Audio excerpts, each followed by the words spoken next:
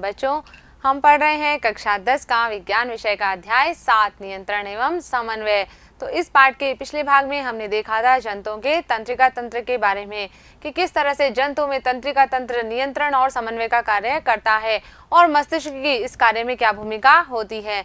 अब हम बात करेंगे पादपों में समन्वय के बारे में कि पौधों के अंदर क्योंकि विशेष तंत्रिका तंत्र का यहाँ पर अभाव होता है तो किस तरह से यहाँ पर समन्वय का कार्य किया जाता है, किस तरह से इनकी वृद्धि को नियंत्रित किया जाता है, किस तरह से इनमें गुरुत्वानुवर्ती गति और प्रकाशानुवर्ती गति होती है। तो चलिए शुरू करते हैं।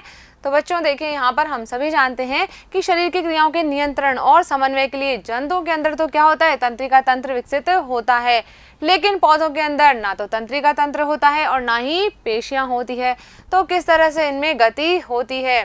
जब भी हम छुई मुई के पौधे को छूते हैं तो क्या होगा, यहाँ पर देखिए ये मुड़ना प्रारंभ कर देता है, इसकी जो पत्तियां होती है मुड़ जाती है और नीचे की ओर झुक जाती है। इसी तरह हम देखें कि जब एक बीज अंकुरित होता है तो जड़ें कहाँ जाती है, नीचे की ओर गति करती है और तना जो है वो ऊपर की ओर वृद्धि करता है। तो यहाँ पर क्या हो रहा है, इन पौधों में गति हो रही है।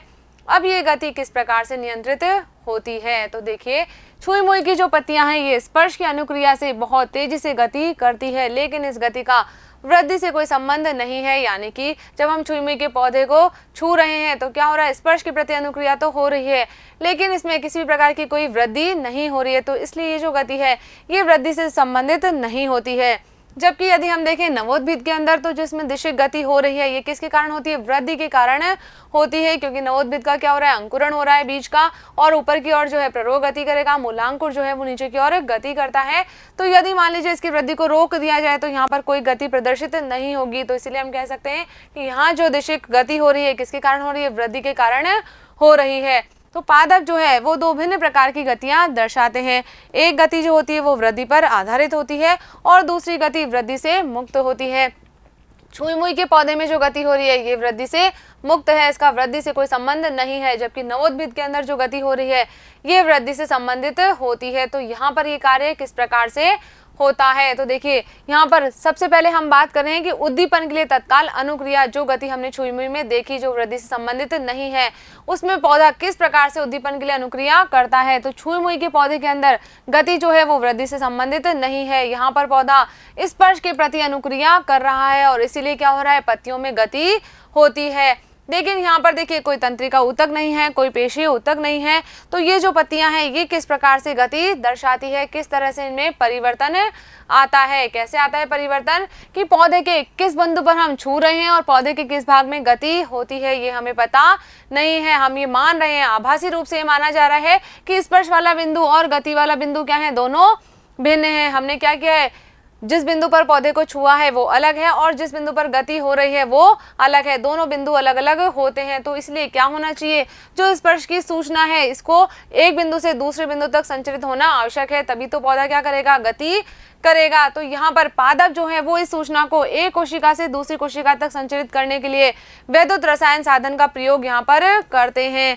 अब क्या होगा, पादप कोशिका जो है उसमें क्या होगा, जल की मात्रा में परिवर्तन होगा और वो कोशिका अपनी आकृति बदल लेगी, क्योंकि इनके अंदर कोई तंत्रिका या पेशी तो है नहीं। तो किस तरह से पौधा अपनी आकृति में परिवर्तन करेगा, क्या करेगा, जल की मात्रा में कोशिकाएं परिवर्तन कर लेती है और अपनी आकृति को यहाँ पर बदल लेती है। इसके परिणाम स्वरूप क्या होगा, फूलने या सिकुड़ने के कारण इनका आकार बदल जाता है और इसे हम क्या मानते हैं कि पौधा क्या कर रहा है, यहाँ पर गति कर रहा है। आगे बढ़ते हैं, नेक्स्ट देखते हैं हम कि वृद्धि के कारण गति किस प्रकार से होती है। अभी तो हमने देखा कि स्पर्श का जो उद्दीपन है उसके प्रति अनुक्रिया के कारण यहाँ पर गति हो रही है। दूसरी गति की हमने बात की थी कि वृद्धि के कारण भी पौधों में गति होती है। तो देखिए मटर के पौधे की तरह कुछ अन्य पौधे क्या करते हैं, दूसरे पादप पर या फिर किसी बाड़ पर प्रतान की सहायता से ऊपर चढ़ते हैं।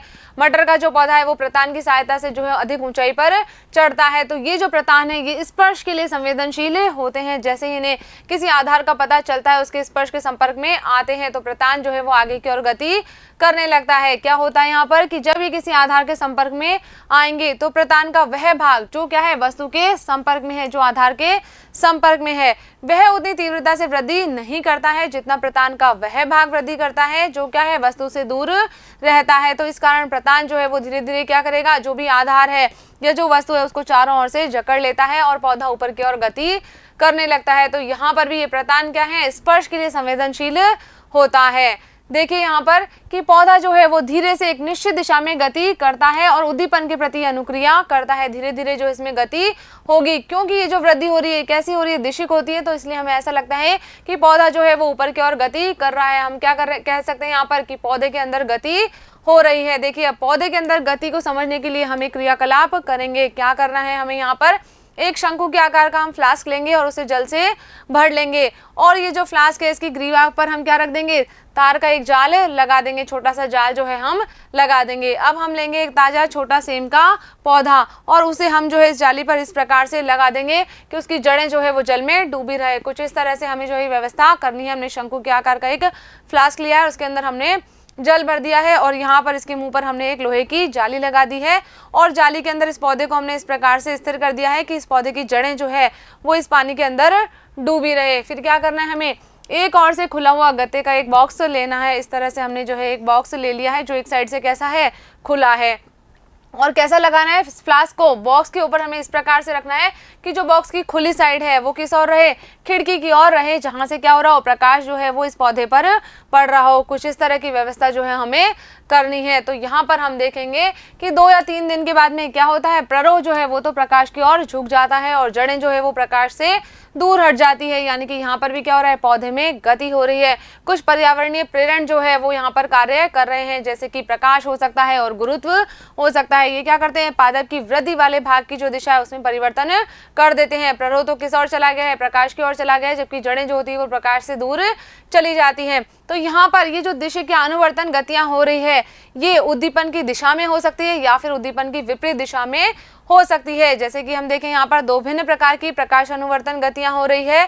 प्ररोह जो है वो तो प्रकाश की ओर मुड़कर गति कर रहा है, जबकि जो जड़ें हैं वो कहाँ जा रही है, प्रकाश से दूर मुड़कर जो है अनुक्रिया करती है, इस प्रकाश के प्रति जो है वो अनुवर्तन दिखाती है। तो यहाँ पर हम कह सकते हैं कि ये जो पर्यावरणीय प्रेरण है, ये उद्दीपन है, ये क्या कर रहे हैं, पौधे में गति को प्रेरित कर रहे हैं। देखिए यहाँ पर इसके अलावा पादप जो है वो अन्य उद्दीपनों के प्रति भी अनुवर्तन दिखाते हैं।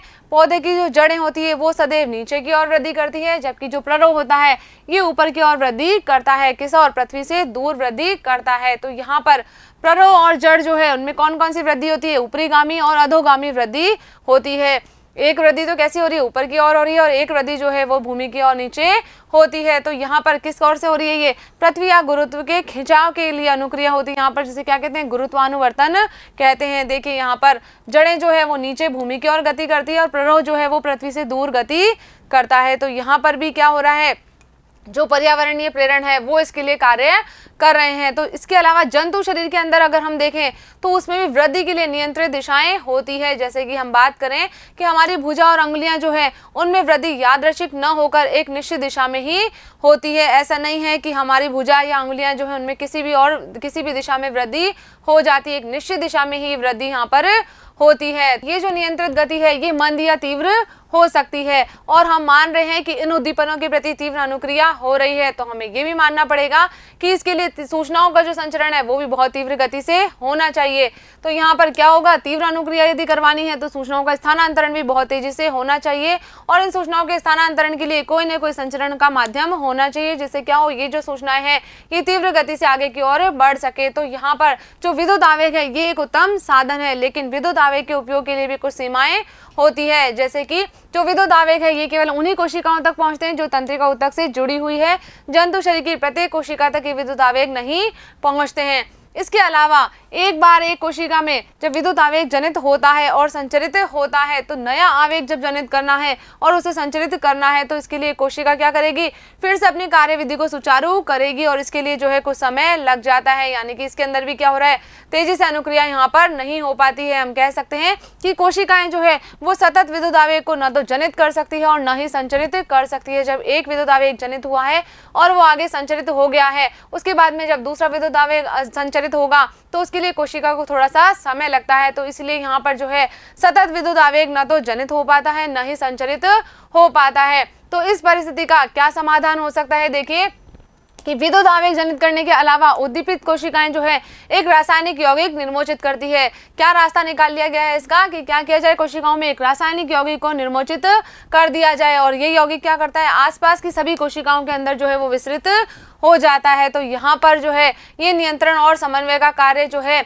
वो हार्मोनों के द्वारा किया जाता है। तो बहुकोशिकीय जंतुओं के द्वारा नियंत्रण और समन्वय का जो कार्य है उसके लिए जो हार्मोन प्रयुक्त किए जाते हैं उनमें अलग अलग विविधता होती है और इनके बारे में पढ़ेंगे हम अगले भाग में। फिलहाल हम यहाँ पर बात कर रहे हैं पादप हार्मोन के बारे में। तो पादप हार्मोन जो है वो पौधे की वृद्धि, विकास और पर्यावरण के प्रति अनुक्रिया के समन्वय के अंदर सहायता करते हैं। अलग अलग पादप हार्मोन यहाँ पर कार्य करते हैं। तो ये जो पादप हार्मोन है इनके संश्लेषण का स्थान और इनका क्रिया क्षेत्र जो है वो अलग अलग होते हैं। ऐसा नहीं है कि जिस स्थान पर संश्लेषित हो रहे हैं वहीं पर इन्हें कार्य करना है। तो अब ये उस स्थान तक पहुंचेंगे कैसे? तो साधारण विसरण के द्वारा जो है ये अपने क्रिया क्षेत्र तक पहुंचा दिए जाते हैं। जिस स्थान पर ये संश्लेषित हो रहे हैं वहां से विसरण की प्रक्रिया के द्वारा ये अपने क्रिया क्षेत्र तक स्थानांतरित कर दिए जाते हैं। देखिए यहाँ पर जब पादप वृद्धि करता है तो क्या होगा, पादप इस प्रकाश को संसूचित करता है और यहाँ पर एक हार्मोन ऑक्सिन हार्मोन जो है वो प्ररोग के अग्रभाग में संश्लेषित होता है और ये जो हार्मोन है ये कोशिकाओं की लंबाई में वृद्धि में सहायक होता है। देखिए जब पादप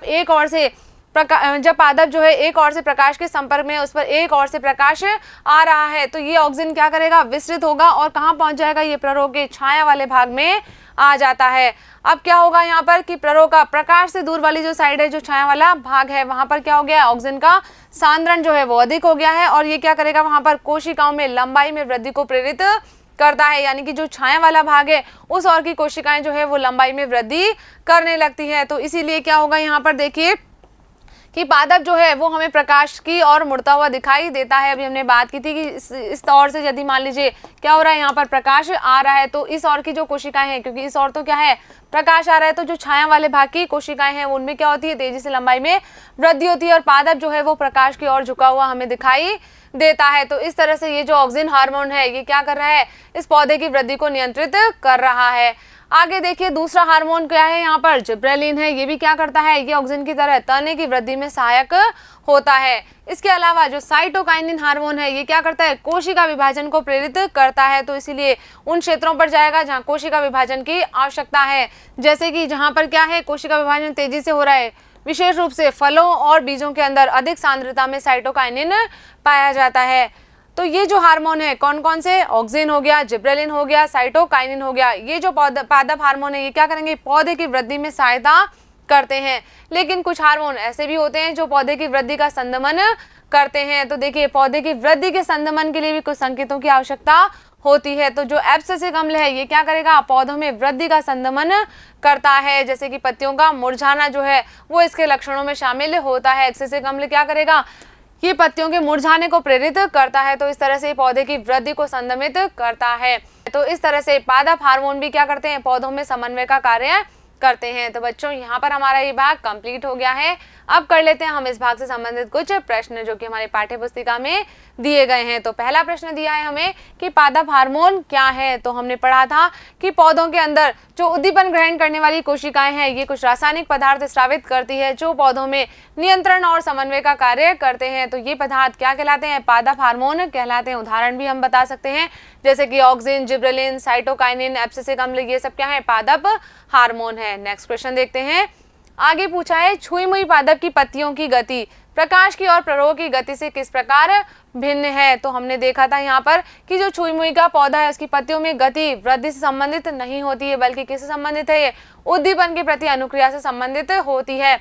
जब भी हम इस पौधे को स्पर्श करते हैं तो क्या होगा, यहाँ पर स्पर्श होने की सूचना जो है वो संचरित की जाती है और कोशिकाएं जो है अपनी आकृति बदल लेती है। तो पादप कोशिका के अंदर जो है कोई विशेष प्रोटीन नहीं होते हैं, तो ये क्या करेंगी, जल की मात्रा में परिवर्तन करके अपनी आकृति में परिवर्तन करते हैं। तो यहाँ पर हम कह सकते हैं कि छुई मुई के पौधे के अंदर ये गति जो हो रही है वो किसके कारण हो रही है, स्पर्श के कारण हो रही है और इस गति में तीव्रता होती है। जबकि प्रकाश की और प्ररोग की जो गति है वो अपेक्षाकृत धीमी होती है और ये एक विशेष दिशा में ही होती है। तो इस तरह से हम इन दोनों गतियों के बारे में समझा सकते हैं।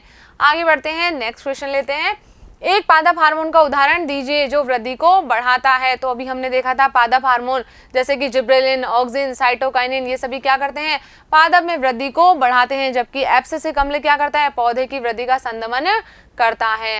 चलिए आगे बढ़ते हैं। नेक्स्ट क्वेश्चन है किसी सहारे के चारों ओर एक प्रतान की वृद्धि में ऑक्सिन किस प्रकार सहायक है? तो हमने पढ़ा था कि ऑक्सिन जो है वो प्ररोग के अग्रभाग में संश्लेषित होता है और ये कोशिकाओं की वृद्धि में सहायक होता है। ऑक्सिन हार्मोन जो है वो स्पर्श के लिए संवेदनशील है, तो जब भी पौधा जो है वो किसी आधार के संपर्क में आता है तो क्या होगा, ऑक्सिन जो है वो विस्तृत होकर दूसरी ओर चला जाता है और वहां पर पौधा जो है वो तीव्रता से वृद्धि करता है और इसी कारण क्या होगा, प्रतान जो है वो मुड़ जाता है और धीरे धीरे वस्तु को जकड़ना शुरू कर देता है। तो इस तरह से ये जो ऑक्सिन हार्मोन है ये किसी सहारे के चारों ओर प्रतान की वृद्धि को नियंत्रित करता है। तो बच्चों यहाँ पर हमारा ये प्रश्न कंप्लीट हो गया है। इसी के साथ साथ ये भाग भी हमारा यहाँ पर पूरा होता है। मुझे उम्मीद है कि इस वीडियो में हमने जो भी बातें की है वो आपने अच्छे से समझी होगी और अपनी कॉपी में नोट भी कर ली होगी। तो मिलेंगे हम अगले वीडियो में इस पाठ के अगले भाग के साथ। तब तक आप पढ़ते रहिए, आगे बढ़ते रहिए। धन्यवाद।